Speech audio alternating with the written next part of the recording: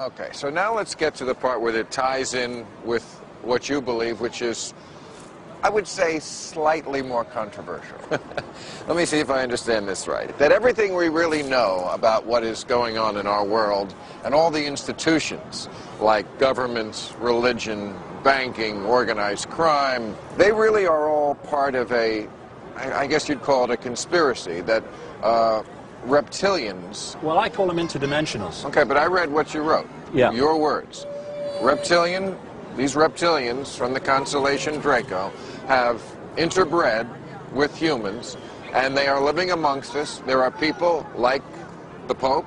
You talk about George Bush, his father, the president. Yep. The royal family in England, Tony Blair. They take human form, but behind closed doors, they can shape-shift back to their reptilian form. I need to know how you know this. I've been researching this stuff for 20 years. How can you research it? I've been to more than 40 countries doing it.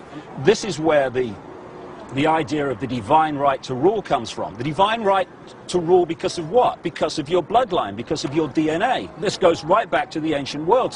Why do we need reptiles for that? Human beings, are schmucky enough to want to rule over each other. Listen, you can tell me anything you believe, and I can start taking it apart on the basis of a little chat in front of this place, right? But what I'm authors all saying the time summarize their works in television interviews. And that's what I'm trying to tell you. Okay. If you look at the ancient world, all over the ancient world, you find the same recurring story of the interbreeding between humans and non-humans, which invariably are depicted in a reptilian form, creating hybrid bloodlines, the bloodline of the gods. And you look at the symbolism of the serpent all over the place, and you put it together with everything else, and people just have to look at the information and decide if they want to believe it. But why if they have control of everything, why would they reveal themselves with all these serpent clues? What does that benefit them? Well, they don't reveal themselves, do they? They certainly haven't. They seem deliberate. They certainly haven't convinced you, have they? The thing is that... But you've also talked about getting a message from a spiritual messenger. No? There are so many aspects to this that people need to know before the apparently ridiculous makes sense. Didn't you say that you saw the Pope just for a second have his reptilian face? No, I didn't say that about any Pope, no. I read that. The eyes, well, you didn't read it in my book. I also read you said Chris Christopherson.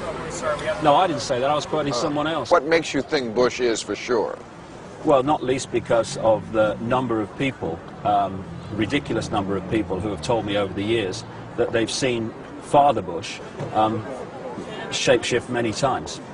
So when they get caught shapeshifting, it's because they can't control that? It comes out every once in a while, like sometimes, a tick? yeah. I mean, do they ever, like, go for a bug? Again, you were never communicated with by any sort of supernatural entity. Well, I don't know why you can't answer that question, well, yes or no. I have had great inspirations of knowledge that this is how things are from time to time. And prophets might describe something like that in a similar language, might they not? Yes, they might, and they might be right.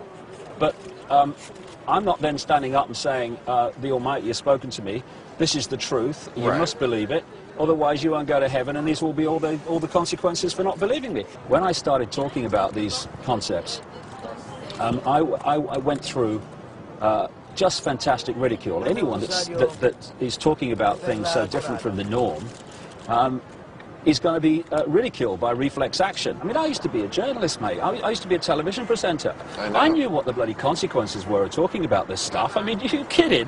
Whoa, he thinks the world's run by lizards? You have to be true to yourself. And what I do is I let the information guide me, not preconceived idea. What do you think this world will look like in 500 years, 1,000 years?